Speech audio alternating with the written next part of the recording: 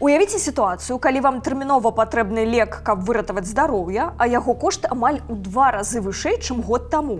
Знаёма? Але чаму лекі даражэюць? Хто на гэтым зарабляе? І як так атрымліваецца, што людзі плацяць больш, нават калі санкцыі на лекі не распаўсюджваюцца? Мы паглыбіліся ў гэтае пытанне і знайшлі адказы. Гэты сюжэт пра тое, хто стаіць за вялікімі коштамі і чаму сістэма рэгулявання цэн на лекі не працуе так, як павінна. Гэты матэрыял падрыхтаваны пры падтрымцы кіберпартызанаў і фонда медыцынскай салідарнасці. Прышпільвайцеся, мы пачынаем.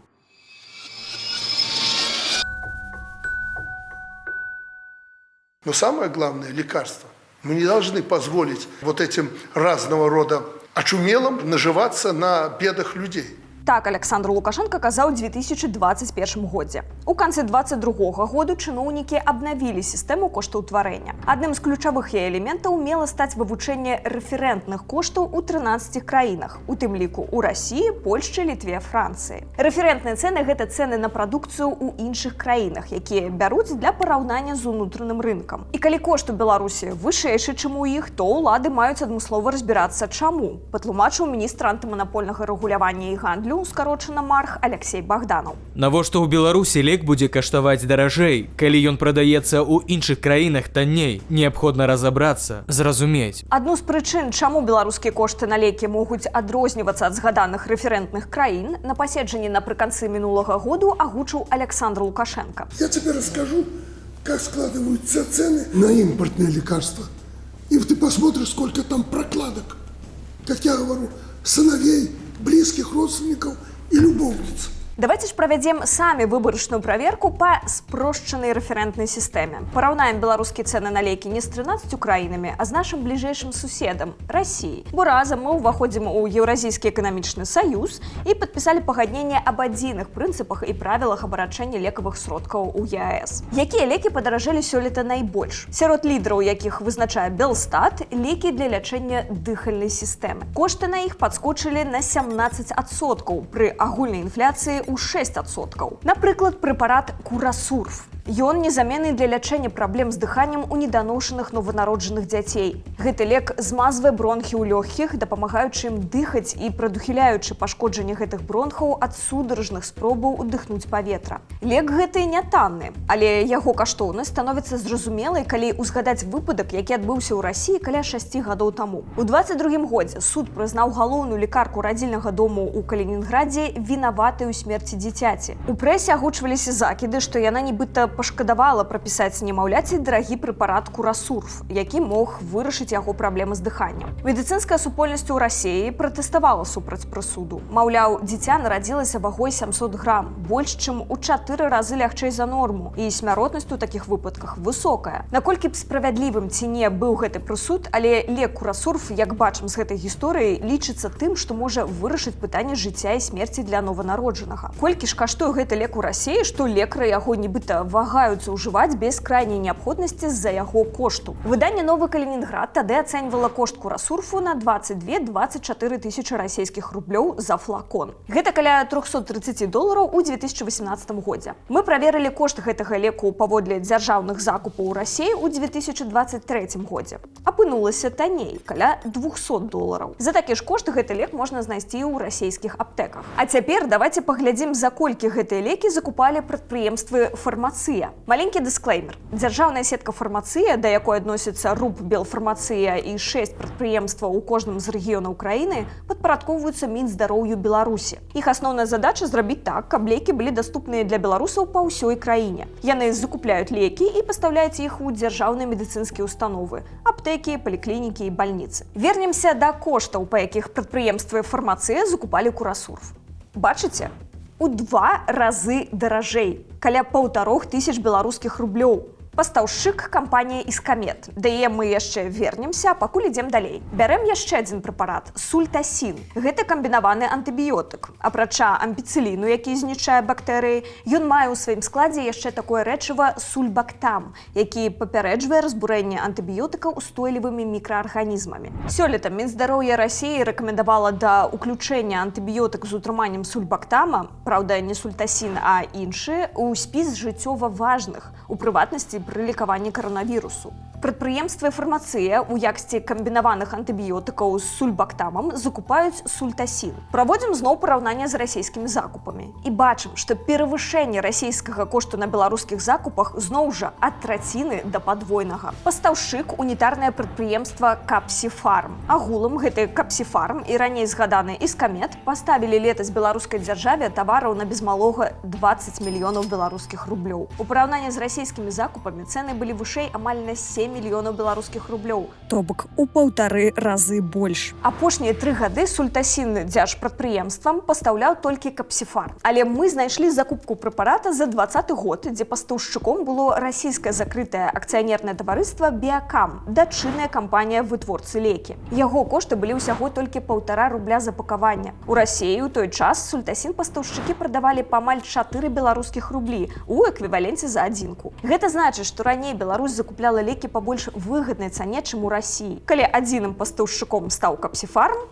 кошты выросли. В данном конкретном случае, да, безусловно, нужно сравнить цены на закупку этого препарата в одно время, как в Беларуси, так и в России. Если там отклонение по цене более чем 10%, то можно смело говорить про то, что там есть, скорее всего, какая-то потенциальная коррупционная составляющая. Поскольку у нас здесь каких-то особых таможенных пошлин нету, поскольку у нас логистика не супер дорогая, никаких санкций между Беларусью и Россией нет, то нет никаких причин для того, чтобы цена в Беларуси была кратно выше, чем цена в России. Сярод лекаў, якія Капсіфарм і Іскамет пастаўлялі летась прадпрыемствам фармацыя па цэнах вышэй, чым на расійскіх закупах, апрача прэпаратаў для дыхальнай сістэмы, сродкі для лекавання розных ракавых захворванняў і дыябету. Некаторыя з лекаў, Джардзінс, Рэмбірын і рэтыноламін, каштуюць танней нават у розніцу ў беларускіх і расійскіх аптэках, чым оптам ад кампаній Капсіфарм і Іскамет на закупах. Закупы гэтыя адбываліся паводле працэдуры з адной крыніцы. Гэта значна менш празрысты спосаб дзяржзакупаў, чым адкрыты тэндэр, і на яго трэба адмысловае абгрунтаванне. У абгрунтаванні для Іскамеда і Капсіфарма ў некаторых выпадках прычына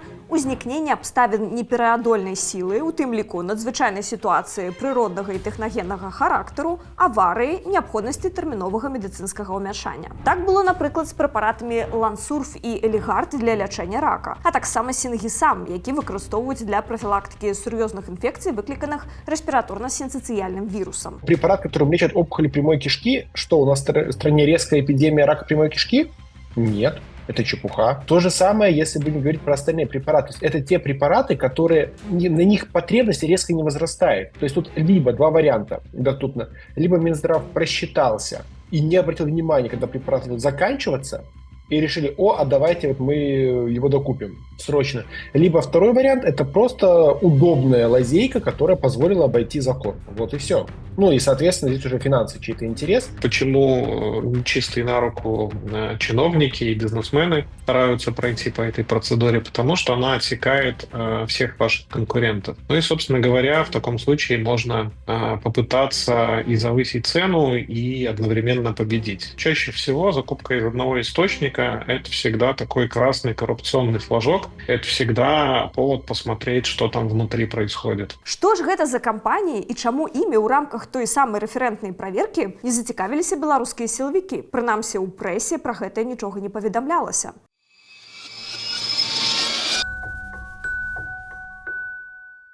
Итак, разбираемся, хто валодае гульцамі, да якіх так шчодра ставіцца беларускі бюджэт. Першая кампанія «Іскамет» заснаваная ажно ў 95-м годзе. Яе ўласнік Шакуцін Сергей Іванович. Прозвішча, верагодна, многім знаёмае, дзякуючы іншаму Шакуціну, Александру Васильевичу, які зараз пад санкцыямі Еўразвязу і ЗША як гаманец Александра Лукашэнкі. Раней мы рабілі расследаванне, як ён атрымлівае крэдыты пад імпартазамяшчэнне заходніх дэталяў у тэхніцы Амкадор. Але замяшчэнне уяўляе сабой проста імпарт у абход санкцый заходніх запчастак, з якіх збольшага і складаецца гэтая нібыта беларуская тэхніка. Гэты вядомы Александр Васильевич Шакуцін і ўласнік Іскамеда Сергей Іванович Шакуцін, нягледзячы на розныя імёны па бацьку, браты. У іх адна маці. Савет ЕС у абгрунтаванні санкцый піша, што Шакуцін стаў аднім з бізнэсоўцаў, хто найбольш выйграў ад прыватызацыі падчас знаходжання Лукашэнкі на пасадзе прэзідэнта. Бізнесмен таксама узгадваецца як сябар сябра прэзідыуму пралукашэнкаўскага грамадскага аб'яднання «Белая Русь». «Беларусь» была створана для падтрымкі палітыкі Лукашэнкі яшчэ ў 2007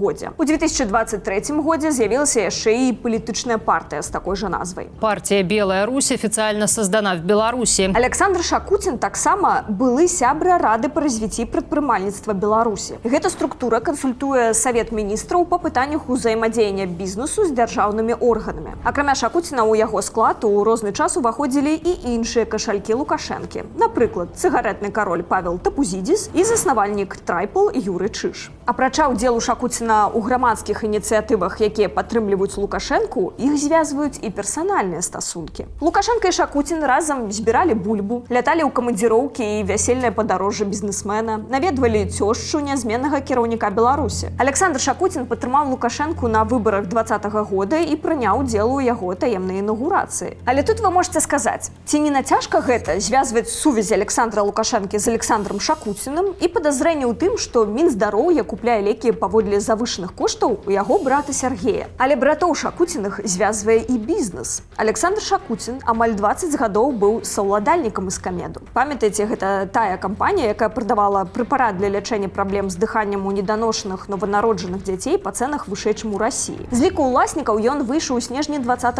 года, праз тыдзень пасля таго, як супраць яго ўвёў санкцыі Еўразвяз, пакінуўшы кампанію брату Сергею. Александр Васильевич, добрый день. День добрый. Станислав Вашкевич, Белорусский расследовательский центр. 2 хвилинки вашего часу треба спытаться наступное. Яким...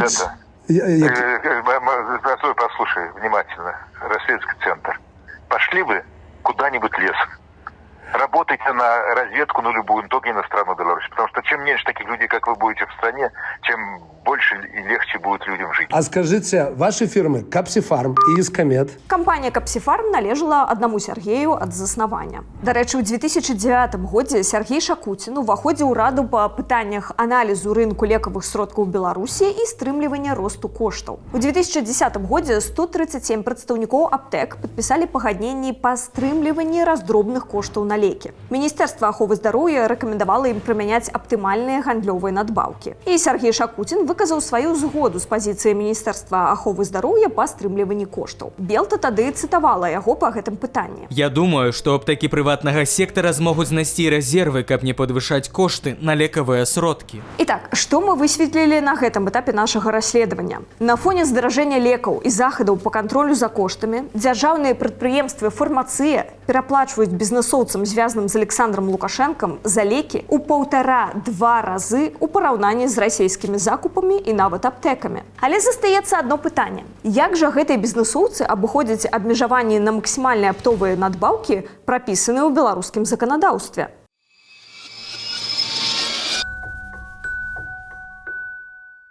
З падобнай дылемай мы сутыкнуліся раней сёлета, калі распавядалі пра фармацэўтычны бізнес беларускіх тытунёвых каралёў. Маці пазашлюбнага сына Паўла Тапузідзіса і па сумяшчэнні сястра яго партнёра Віктара Пятровіча таксама пастаўляла Мінздароўю лекі па коштах вышэй, чым у Расіі. Але ў адказ на наш запыт нам далі дакументы, з якіх вынікала, што яны і закупалі гэтыя лекі па высокіх коштах у вытворцы. Няўжо ж і ў тым выпадку, і ў выпадку Шакуціных гэта вытворцы лекаў закладаюць для беларускага рынку павышаную маржу, а не фірмы, звязаныя з гаманцамі Лукашэнкі. Нам слаба ў гэта верылася. Але ў расследаванні пра маці пазашлюбнага сына Тапузідзіса нам так і не ўдалося даказаць, што фірма мела звышпрыбыткі ад завышаных коштаў. Але гэтым разам, расследуючы бізнес Шакуціна, мы ўрэшце знайшлі спосаб, якім яны могуць заніжаць сваю маржу пры пастаўках прадпрыемствам фармацыя. Глядзіце. Вось спіс разлікаў паміж кампаніямі Сергея Шакуціна і расійскім вытворцам Герафарм. Вось у гэтай калонцы плацяжы, якія беларускі пасярэднік адпраўляе вытворцы. А вось у гэтай калонцы плацяжы ў адваротны бок. Вытворца вяртае пасярэдніку частку грошаў і падпісвае гэтыя плацяжы прэміяй. Агулам, калі падсумаваць грашовыя плыні паміж кампаніямі Шакуціна і Герафармам у абодва бакі, атрымліваецца, што ў выглядзе прэмію вытворца вяртае Іскамеду без малога 20% заплачаных грошай. Вяртанне грошай у выглядзе прэміі гэта не выключная практыка Герафарм для Беларусі. Ён выплачвае прэміі і іншым сваім пакупнікам. Але Іскамед лідар паводле памеру прэмій, атрыманых ад Герафарм, калі лічыць у працэнтным вымярэнні. І гэта не таму, што Іскамед мае найвялікшую аптовую зніжку, як як найбуйнейшы пакупнік. Ёсць у герафарм значна большыя пакупнікі, але адсотак вяртаных прэмій ад іх пакупак значна ніжэйшы, чым у Іскамеда. Такім чынам, кошты, па якіх кампаніі Шакуціна закупаюць лекі ў вытворцаў, на паперы могуць выглядаць вышэй, чым рэальныя, бо частка аплат вяртаецца ў выглядзе прэміі. А разам з нават фармальным ростам закупачнай цаны на паперы прапарцыянальна расце і памер прыбытку за кошт аптовай надбаўкі. Апрача высокіх прэмій, прыцягвае ўвагу яшчэ адна прыкмета завышэння коштаў. Справа ў тым, што кампаніі Шакуціна прадаюць лекі прадпрыемствам «Фармацыя» оптам даражэй, чым яны каштуюць у раздроб у аптэках для звычайных пакупнікоў. Апытаныя намі адмыслоўцы тлумачаць, для таго, каб трымаць кошты нізкімі, дзяржава павінна займацца не праверкамі нацэнак дастаўцаў, а забяспечваць канкурэнцыю паміж імі. Тады яны самі будуць зніжаць свае кошты да мінімальных прымальных, каб выйграць падрад у конкурента. Сам факт наличия вот этого реестра предельных отпускных цен, это, мне кажется, какой-то очень плохой костыль с экономической точки зрения. Я бы сказала, что этого реестра скорее быть не должно. В принципе. Між тым, у Беларусі на лекі, якія пастаўляюць Іскамед ды Капсіфарм, альтэрнатывы вельмі абмежаваныя. Нават калі ў рэестры лекавых сродкаў Рэспублікі Беларусь ёсць зарэгістраваныя аналагі, у аптэках часта яны не прадстаўлены. Толькі для аднаго з прэпаратаў у аптэках мы знайшлі індыйскі аналаг па дзейным рэчыве, аднак у значна меншай дазоўцы. Возьмем для прыкладу сультасін. Нагадаю, той самы антыбіётык, які змяшчае дзеючае рэчыва, прэпарат, з якім Мінздароўя Расіі рэкамендавала да ўключэння ў спіс жыццёва важных. У Расіі зарэгістравана 14 лекаў з аналагічнымі дзеючымі рэчывамі. У Беларусі толькі 2. Штопраўда, пастаўляюць яго ў краіну 2 кампаніі, але прадпрыемства «Фармацыя» закупаюць яго толькі ў фірмы Шакуціна. Медикаменты — это то, что должно быть постоянно в наличии, и перебой с ними недопустим. Это, человеческого здоровья, в конце концов. Поэтому в данной ситуации это просто, скажем так, тот рынок, который зачищен, который контролируется, и просто одной компании позволили